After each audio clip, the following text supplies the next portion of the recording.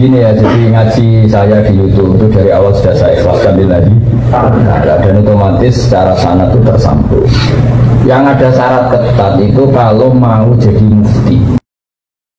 Assalamualaikum warahmatullahi wabarakatuh. Pemirsa Demen Gus Baha yang kami hormati, agar tidak salah paham dan lebih mendapatkan pemahaman yang maksimal, saya harap dengarkan kajian ini hingga akhir, karena ada dua kajian atau dua statement Gus Baha yang dalam bahasa mahasiswa itu disebut kontradiksi, tapi sebetulnya bukan kontradiksi, melainkan konteksnya yang berbeda. Yang pertama terkait santri, itu ngaji harus berhadap-hadapan dengan guru dan harus dengan metode sorogan. Khususnya di pesantren-pesantren sangat miris jika metode sorogan itu sudah tidak dipakai. Tapi dalam konteks yang lain, beliau mengikhlaskan untuk ngaji melalui YouTube dan secara sanad itu tersambung. Seperti apa penjelasan Gus Baha? Mari kita langsung simak saja kajian beliau sebagai berikut. Begini ya, jadi ngaji saya di YouTube itu dari awal sudah saya ikhlaskan lillahi ta'ala, dan otomatis secara sanad itu tersambung. Yang ada syarat ketat itu kalau mau jadi mufti. Ya, jadi apa? Mufti itu orang yang punya otoritas menghukumi halal haram, syarat tidak sahnya sholat atau syarat sah tidaknya nikah itu nggak boleh hanya sekedar ngaji itu. Tapi kalau syarat ingin tahu kebaikan sudah cukup, karena kebaikan itu ma'ruf, mudah dikenal oleh Jadi kalau syarat-syarat yang ketat harus ketemu gurunya, ngaji lama, terus akhlaknya harus baik, hafal Quran, hafal hadis, itu syarat untuk mufti, ya Pak? Mufti itu begini loh, fatwa sesuatu yang jelimet itu namanya mufti. Kalau sampean kan nggak perlu seperti itu. Makanya dengar ngaji saya yang bisa dilakukan, yang nggak ditunda itu sudah selesai. Dan potongannya ya tunda semua. Misalnya saya ngaji, wajib nggak orang nyaur utang? Saya jawab. Tahu toh? Ditunda apa langsung? Ketika kangen keluarga wajib enggak terus ingin pulang atau ngirimin. Tapi ketika ada tadi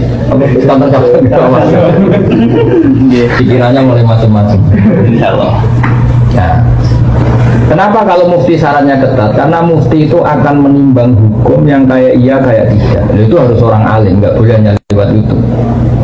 Saya beri contoh ya Mas Gunawan ya, kayak iya kayak tidak. Misalnya gini, saya beri contoh. Kerja di Korea itu baik apa enggak? Kalau melihat sisi jauh dari keluarga enggak baik. Tapi apa artinya deket tapi enak? Enak itu raine ketok terus dia atau ketok. Itu namanya enak. Jauh tapi enggak enak karena peselnya kirimannya banyak. Nah kalau istri kamu rata-rata nelpon kangen orangnya apa kangen kiriman? Nah itu kan terus ketika ada orang tanya bagaimana merantau sama di rumah, itu pas sudah itu cuma itu hukum sosial. Tapi seorang mufti pasti gampang kayak iya kayak tidak. Nah, itu butuh orang alim yang ngajinya tenanan. Tapi kalau hukumnya suami istri sebaiknya apa ya hukum? Ya, itu kan nggak perlu mufti, pasti iya gitu, apa? Pasti ya. Jadi saya jawab ya. Jadi kalau ngaji lewat YouTube itu sudah sah. Cuma tetap saja nggak sah kalau sebagai mufti itu menentukan hukum halal haram.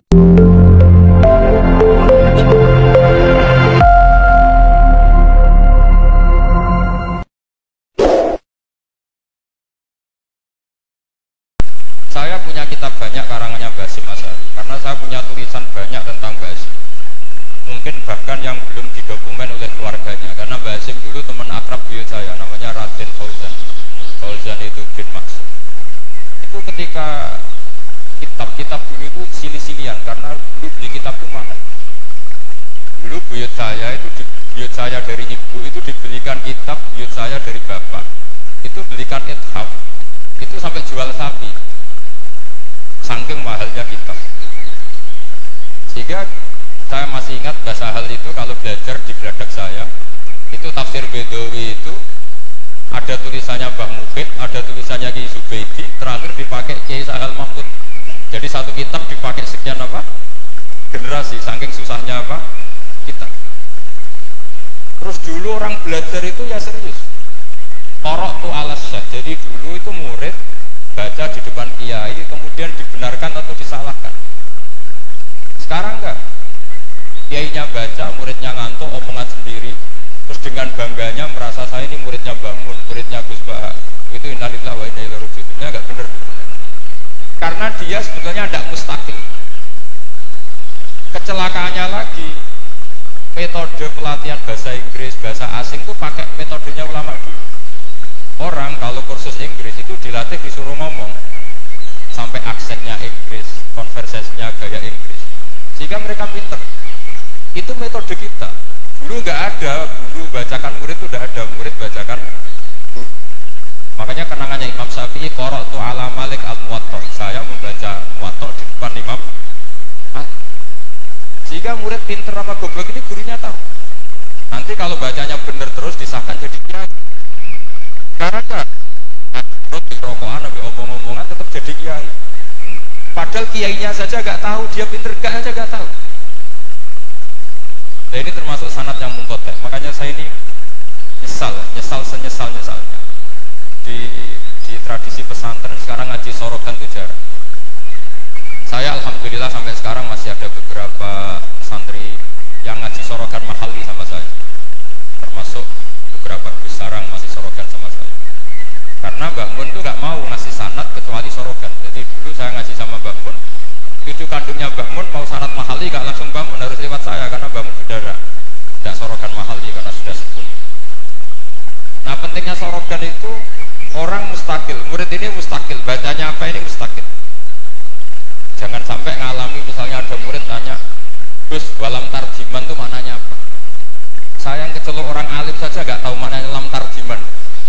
Setelah tak lihat ternyata di bab khed walam tarodaman, dia baca langsung lam tarjiman. Ya dia bingung. Saya sampai madatul kalimah dari apa, mustaknya apa, soroknya. Akhirnya saya coba kitabnya tak lihat, ternyata walam taro dama, dia bacanya langsung lam tarjiman. Itu banyak sekali. Nah makanya saya mohon di dukun ini orang-orang yang alim atau ustadz alim itu harus tetap ada tradisi ngaji sorok, terutama bagi khiyaru ahli, orang-orang pilihan. Dulu sahabat ngaji Rasulullah Quran itu ya sahabat yang baca. Dulu saya ngaji Quran, setor Quran min awali hatta akhiri, ya saya yang baca. Beberapa kali saya baca kitab di depan Mbah Mun, di depan Gus-Gus, di depan kiai-kiai saya. Hingga kiai dulu itu tahu ini sudah alim, ini belum, ini setengah alim, ini setengah waras, ini tidak waras, itu tahu. Karena kelihatan sekali, tingkat naifnya itu kelihatan sekali.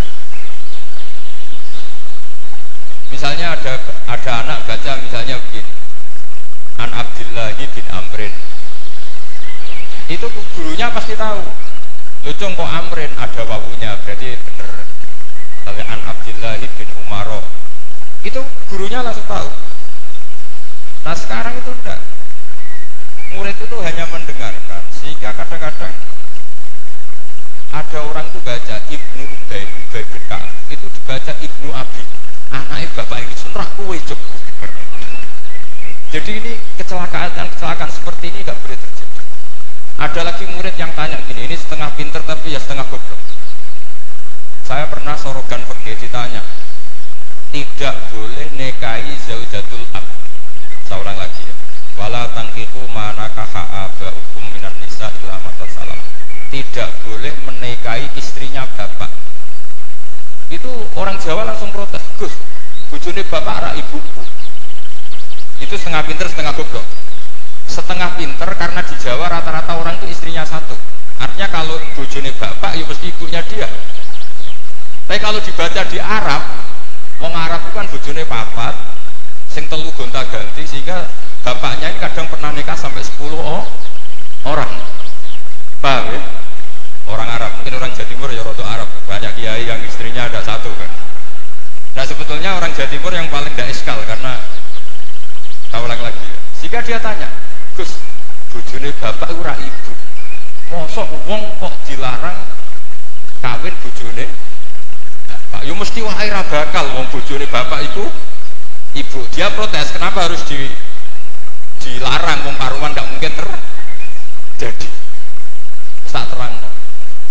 Kalau orang Arab kan mungkin, yaitu bojone bapak satu ibu kamu, dua Sri, terus Wahyuni atau siapa. Ini orang yang pernah dinikahi bapak kamu itu haram kamu. Nah berhubung dia orang Jawa, bojone bapak itu mesti ibu karena ibu istrinya. Nah itu setengah pinter setengah goblok. Setengah pinternya bisa bantah, agak cerdas lah, bisa usul gitu. Setengah gobloknya itu sebetulnya ketika dengan ibunya itu bahasa Arabnya bukan zaujatul ab tapi ummuka. Kamu tidak boleh menikahi ummu. Jadi bukan dimasukkan zaujatu abi. Jadi kalau dalam bahasa fikih itu status yang dipakai status terdekat. Jadi misalnya saya menghukum ibu saya ya ummi, itu ibu saya. Tapi ketika istrinya bapak yang lain harus distatuskan zaujatu abi. Itu tidak bisa, kalau orang nggak sorogan itu tidak bisa. Nah kalau orang-orang NU, orang-orang pesantren saja sudah ada alim, apalagi di luar kita. Karena tadi sanad ini sudah mulai mengkotak, ini sudah agak kecelakaan. Dulu Imam Malik itu ngaji di depan Imam Malik ngaji di depan Imam Zuhri, ya sorogan. Imam Syafi'i ngaji di depan Imam Malik, baca muwatta khatam benar semua. Terus Qad ana laka antuftiya, ana itu sudah saatnya kamu iftah. Karena baca min awali hatta akhiri benar semua. Masih ngaji sama Sufyan bin Uyainah, masih ngaji sama Sufyan as-Sawri. Terakhir beliau ngaji sama Muhammad bin Hasan as-Syaibani di Irak. Itu semuanya yang baca Imam Syafi'i, sak logikanya.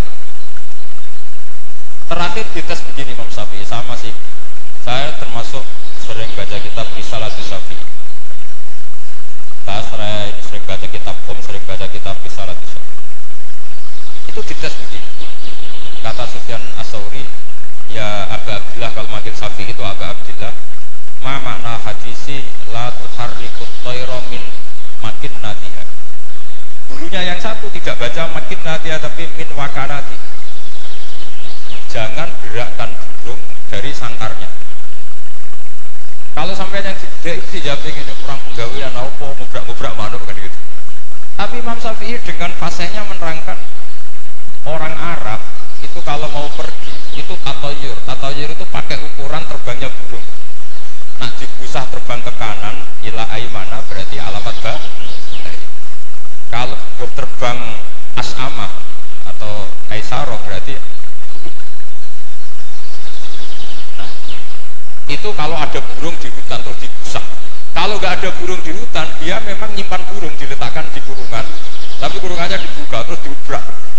Nah terbangnya nganan, baik. Kalau ke kiri, makanya disebut di Quran innama to'irukum ma'akum inna tatoyarna bikum. Karena yang dipakai ukuran itu to'ir. To'ir itu sesuatu yang terbang. Itu Imam Syafi'i langsung paham. Adatul Arab kalau mau pergi itu melihat terbangnya burung. Sehingga makna hadis la tuharrikut tayra min makinnatiha, jangan mentaklekkan barokah tidaknya pergi berdasar terbangnya burung, tapi berdasar pergi kamu itu fito atillah atau fima siap. Nangis gurunya, padahal masih Imam Syafi'i umur 15 tahun. Wong pinter ngono. Makanya terus sampai dipuji-puji. Saya punya keyakinan kalau nanti fata min Quraisyin yamla'u tibaqal ardi ilman tuh kamu.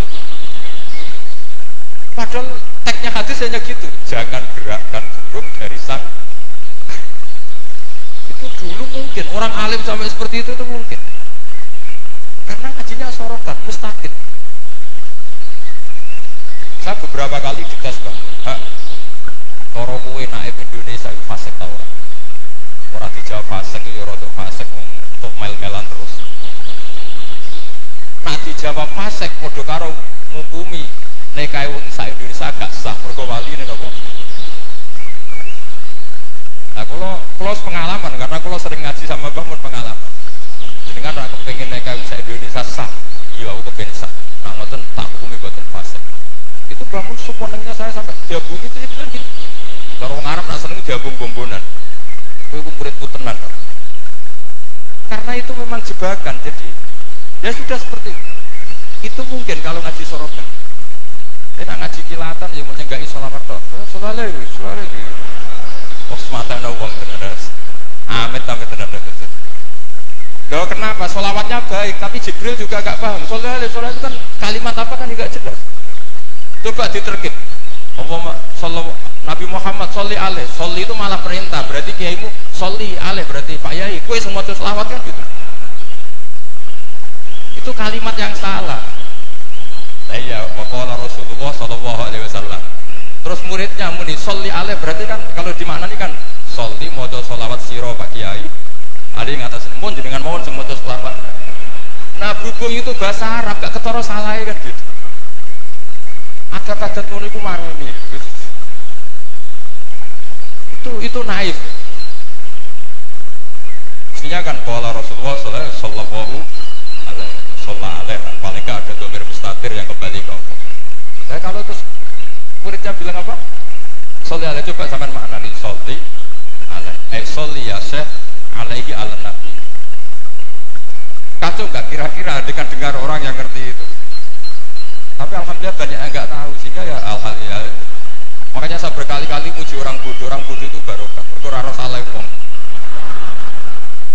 Jadi penak wes. Kalau saya tangisan, nak pondok gede salah oleh maca sholawat munasih. Sing ditunggoni ahli ilmi, maksudnya pondok gede sing notabene ditunggoni ahli ilmi saja salah apa. Jadi itu orang itu pinter sekali karena ngajinya sorokan. Sahabat ya gitu. Sahabat tuh kalau nggak paham ya tanya Nabi karena logikanya Nabi kadang nggak nyambung sama logika sahabat. Misalnya begini, al-qatil wal maqtul finnar, yang bunuh maupun yang dibunuh. Saya baca lengkapnya. Idzal taqal muslimani bisayfihima fal qatil wal maqtul finnar. Jika dua orang muslim perang sama-sama membawa pedang, maka yang bunuh maupun yang dibunuh di neraka. Sahabat tuh iskalnya hadza al-qatil. Oke lah kalau qatil finnar, kalau pembunuh di neraka normal ya Rasul. Fama balul maqtul. Lalu dosanya yang terbunuh apa? Dia korban, dia maktul, dia dibunuh. Jawabannya Nabi, innahu kana harison ala qatli sahibi. Dia sebut maktul, oke, dia maktul, tapi mentalnya kok. Artinya gini, yang terbunuh itu mentalnya kotil apa maktul? Kotil karena dia saat tempur tentu inginnya membunuh. Artinya maktul itu status fakta, tapi status mentalnya kotil. Itu hebatnya Rasulullah. Ya ketika ada orang sama-sama bawa pedang duel itu mentalnya semuanya kotil. Cuma yang satu nasibnya maktul. Dan maktul ini status nasib apa status niat? Status nasib, niatnya dia tetap kotil sebagai Jadi segampang itu Rasulullah menjelaskan karena tadi ada sorogan. Jika Nabi sedang ngaji sama sahabat, aro'aitakum hati, aro'aita kaza, aro'aitukum kaza. Ini terakhir, qadiyah saya terakhir tak terangkan. Sehingga Quran ini kembali ke sesuatu yang saya tekuni. Sehingga Quran itu mengajak orang itu berdialek dan sering ada kata aruni, kul aro'aitum. Kenapa demikian? Karena nggak boleh orang itu menerima ilmu itu karena dicekoki guru. Dia harus bisa berpikir sendiri. Jika Allah kalau ngendikan, nggak apa-apa selain saya sebagai Tuhan nggak apa-apa kata Allah. Kamu bilang Yesus Tuhan nggak apa-apa, Fir'aun Tuhan nggak apa-apa. Tapi kata Allah, aruni madza khalaqu minal ardi. Tapi tolong tunjukkan ke saya prestasinya Fir'aun apa? Apa ketika saya bikin langit dia ikut menciptakan langit? Apa ketika saya bikin bumi dia ikut menciptakan? Aruni madza khalaqu minal ardi am lahum syirkun. Jika orang terus mikir kalau Fir'aun Tuhan, Yesus Tuhan, atau siapa saja yang selain Allah dianggap Tuhan, lahirnya di mana? Oh, Yesus lahir di bumi. Bagaimana mungkin lahirnya di bumi tahu-tahu menuhani? Fir'aun ketika merasa Tuhan, Musa ditanya, Tuhan kamu siapa? Rabbus samawati wal ardi, yang Tuhani langit dan bumi.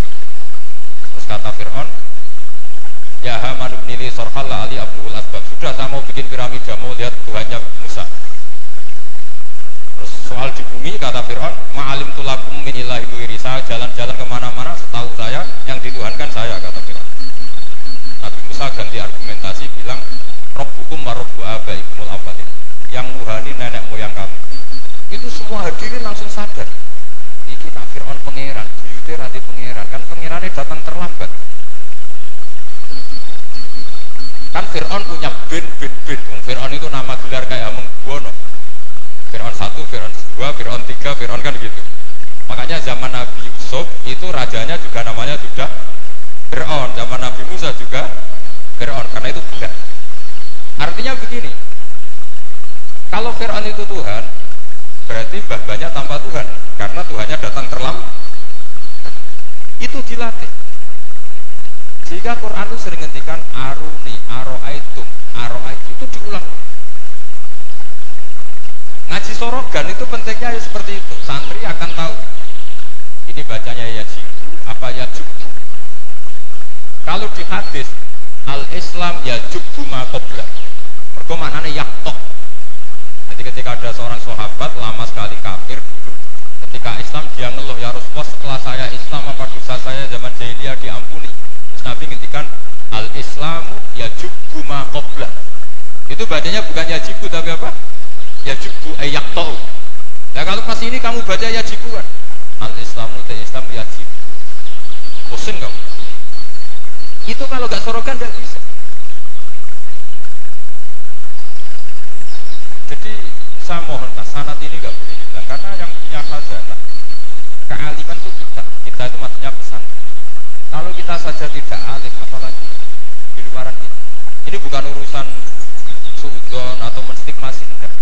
Yang menyediakan itu kita, di luar kita malah pakai terjemah, pakai paling dahil kompilasi hukum Islam. Yang masih pakai teks Ihya Fathul Wahab itu kita.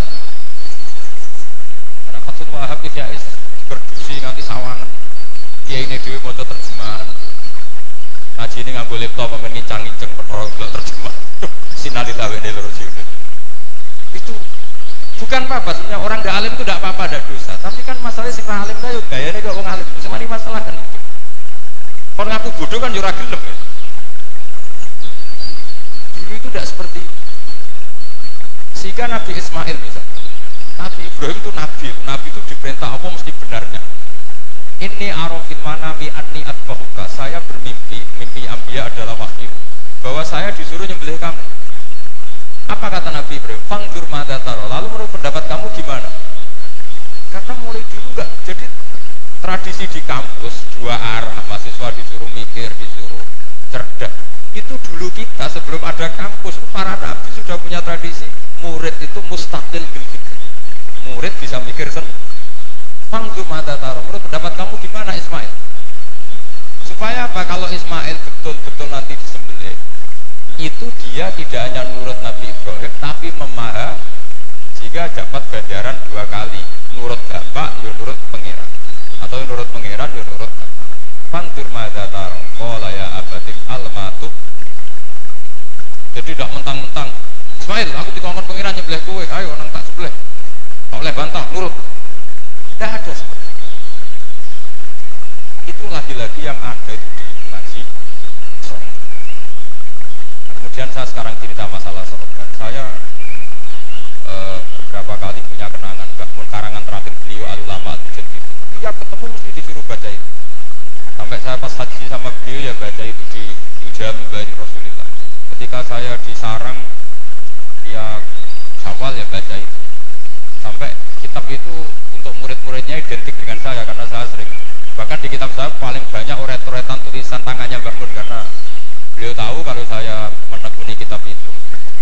Ketika beliau senang sekali. Termasuk begini pertanyaan saya.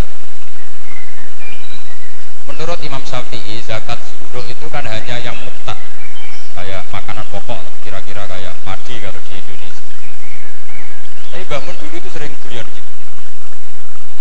Petani saat terus macul terus diberi koyo akeh wajib zakat. Petani cengkeh kakao suge-suge ra wajib zakat. Mergo sing ditandur boten apa? Muqtad atau tidak kut. Oke, ngono iku terus piye? Koyoke gak adil. Bangun itu hanya guyon-guyon gitu. Mulai guyon petani koyo beri koyo akeh kayak apa. Terus suatu ketika tanya saya, "Cara kowe wajib gak?" Ya ajaran muni wajib, kula muni wajib, tak boten nggih boten wong kula murid to. Terus jare bangun, ora iso kowe kudu melok nak muni wajib ya kowe dhewe aja ngelok-ngelok aku. Dulu saya iskal saya itu niki kok tak tanggung jawab atas saya. Dan di kitab itu ditutup dengan kalimat fa'ala man wal qudwah di hadil ummah ayyuftiya bima wal aslah di hadil ummah. Jadi orang menjadi panutan umat harus berfatwa sesuai al aslah di hadil ummah. Saya masih tanya lagi, al qudwah di hadil ummah itu jenengan? Iya ya aku, tapi kayak kudu mikir dhewe. Tak tanya lagi, mau wal aslah di hadil ummah itu wajib napa boten? Kakao cengkeh itu situ wajib zakat napa boten? Oh karek kue. Nah dulu saya iskal sampai malam mau haji itu saya masih ditimbalin, masih diskusi kita. Ini kitab bawa kitab al-lapal. Jadi ternyata kesimpulannya apa? Fatwa itu nggak boleh hanya gurunya paham, muridnya tidak. Akhirnya saya tanya gini, ya Syekhona, ketika seseorang itu syafi'i dan dia seorang mufassir, hal yataqayyadu bimadhabi imami amlah. Misalnya gini kan dalilnya Yusuf Qaradawi yang ngutip Ibnu Katsir kan semua tanaman wajib zakat termasuk kakao, cengkeh apa saja termasuk khudrawat, fawakih, atmar, simar semuanya wajib zakat. Dalilnya adalah mimma akhrajna lakum minal ard. Ma itu umum apa saja.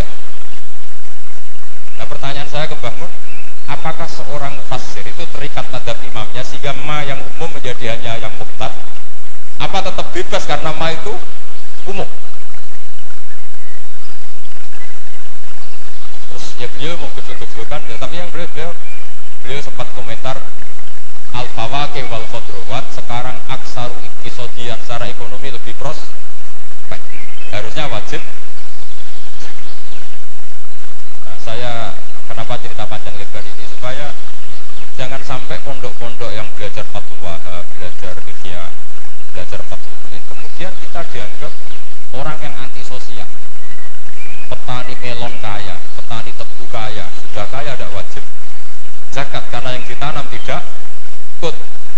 Petani pari harus melarat, utangan hanya karena yang ditanam apa?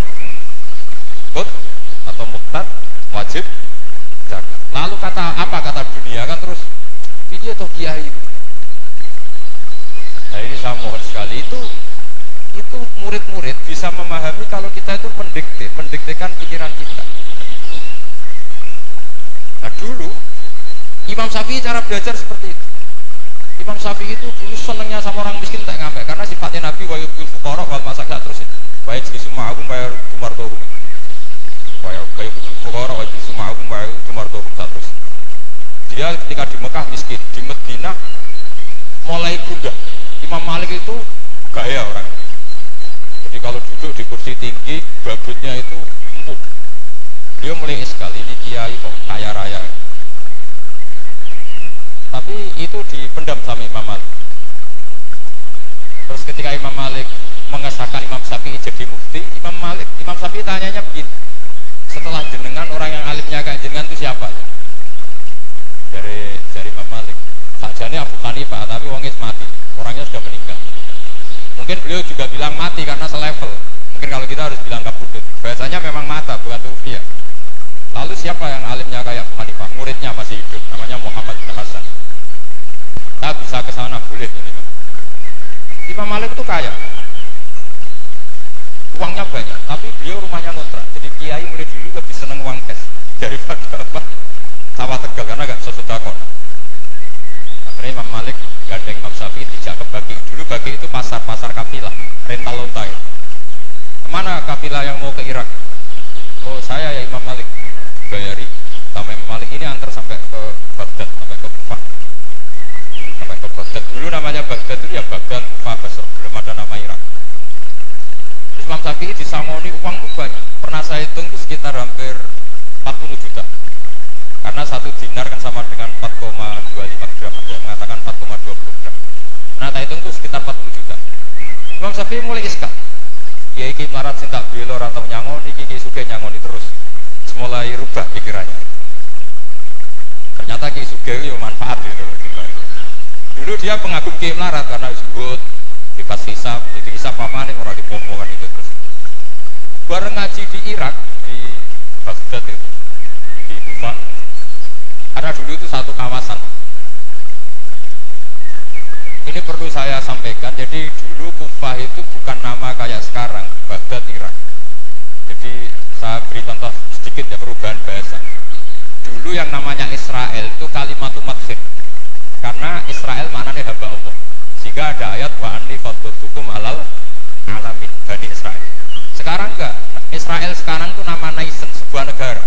Di situ ada Zionis, ada turunan Eropa, turunan Amerika yang jahatnya minta ampun sama Palestina.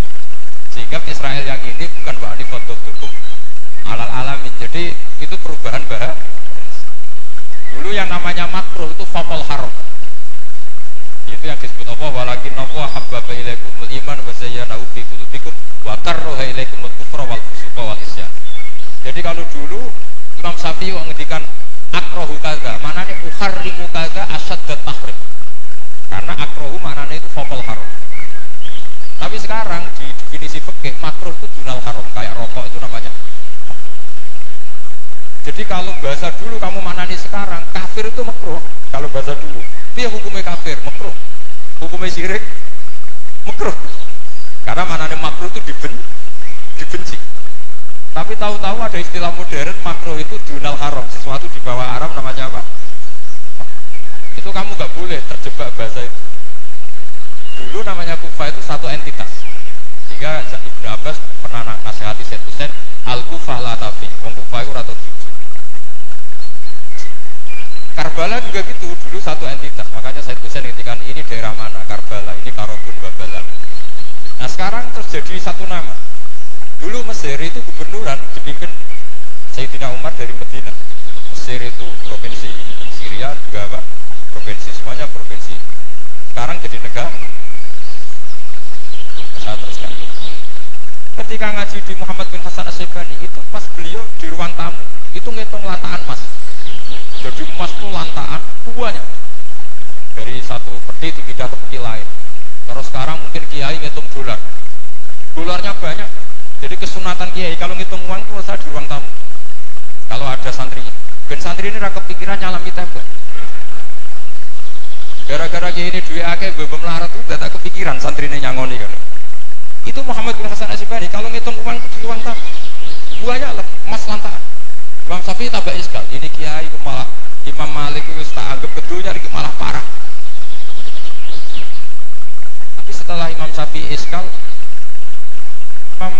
Imam Muhammad bin Hasan As-Syaibani ajibna min hadi, maksudnya min hadil waqi'ah, kamu kaget dengan peristiwa ini. Iya, kamu kiai kok kaya raya, kata Imam Muhammad bin Hasan As-Syaibani. Harta ini milik saya, miliknya orang soleh, miliknya orang alim. Nah aku rasa seneng wong alim juga tak kene ngomong nakal ben digo mlonte digo menang.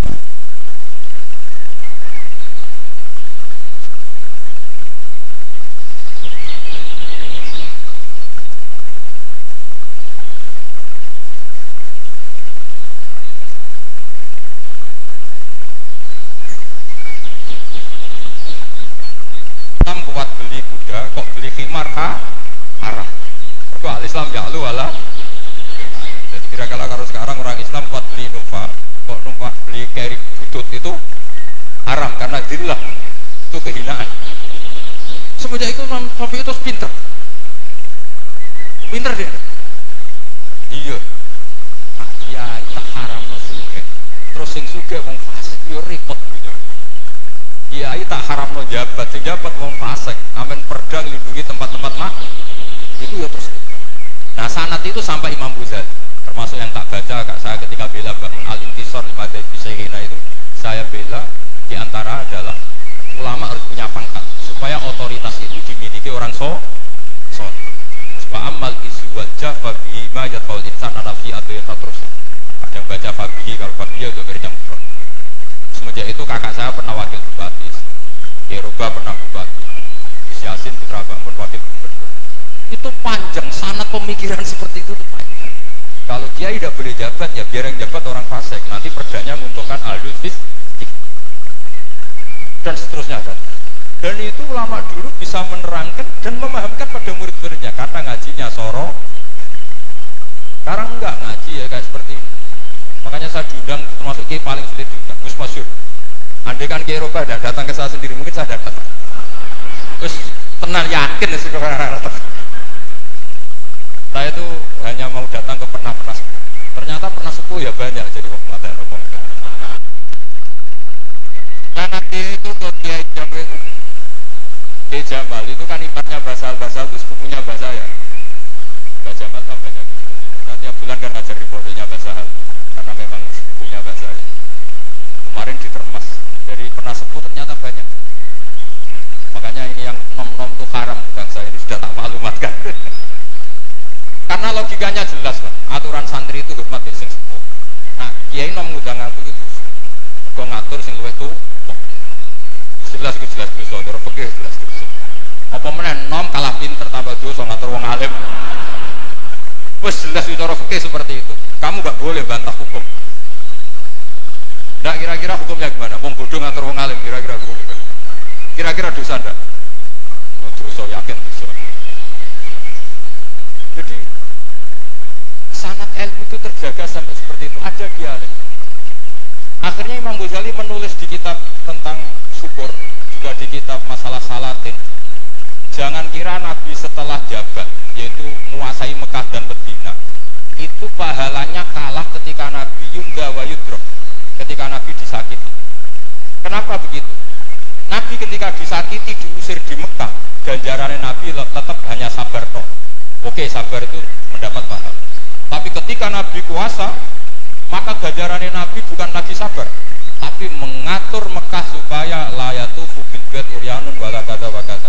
Ka'bah harus steril dari berhala. Ka'bah enggak boleh ada orang telanjang tua. Artinya apa? Dengan Nabi berkuasa bisa menertibkan aturan yang menguntungkan syariat. Artinya apa? Ya sudah seperti itu. Semenjak itu terus Imam Syafi'i ngono Islam ora oleh kalah. Ya terus keterusan tadi di fatwa-fatwa pakai apa? Syafi'i. Nah, semenjak itu terus mungkin Kiai jabat dulu Basim punya putra Gus Wahid di menteri apa? Karena menjaga madzhab ahli sunnah apa? Kalau menterinya tidak ahli sunnah kita juga repot. Kalau misalnya ada pelaturan menteri, ziarah kubur itu bid'ah, dalilnya ini, terus disosialisasikan ke semua khotib, pusing sama kan? Ya kalau yang jadi menteri kelompok kita sendiri kan dia sudah dianjurkan biar ingat mati. Tapi kalau yang maklar ziarah ya dianjurkan supaya dapat selisih, ya macam-macam lah nih ada. Kalau niatnya orang macam-macam lah. Tapi yang jelas itu efek dari kebijakan ini luar biasa. Sehingga semenjak itu Imam Syafi'i ngarang bolehnya orang soleh kaya, bolehnya orang soleh jahat. Begitu panjang dialek. Dan dialek yang panjang ini muridnya tetap paham karena lewat pemahaman yang benar, sorokan. Itu istilahnya Nabi Fangdur Mada. Nah ini mulai hilang, makanya saya mengutarakan sesuatu yang mulai hilang. Cobalah dihidup-hidupkan lagi untuk anak-anak kiai, cobalah tetap sorokan. Saya alhamdulillah dulu menangi sorokan. Sekarang beberapa gus ya masih ada yang sorokan sama saya, sama guru yang lain. Beberapa pondok ya masih. Itu harus diteruskan. Karena itu sanad muttasil ila Rasulillah sallallahu alaihi wasallam. Masyhur itu. Ketika Abdul bin Mas'ud mau ngaji sama Nabi, Iqra alaiyal Qur'an kata Rasulullah. Aqra'u wa 'alaika unzil. Mosok kula sing maos Nabi kan Quran diturunkan ning jenengan. Inni uhibbu an asma'ahu min ghairi. Aku seneng nek semoco wong liya. Abdul bin Mas'ud mulai baca surat Nisa. Baca sampai ayat pakai faida ji'na min kulli ummatin bi syahidin wa ji'na bika 'ala haula'i syahida. Faidan ainahu tadrifan, Nabi nangis. Tapi intinya itu ada sanad bahwa muridnya baca. Assalamualaikum warahmatullahi wabarakatuh.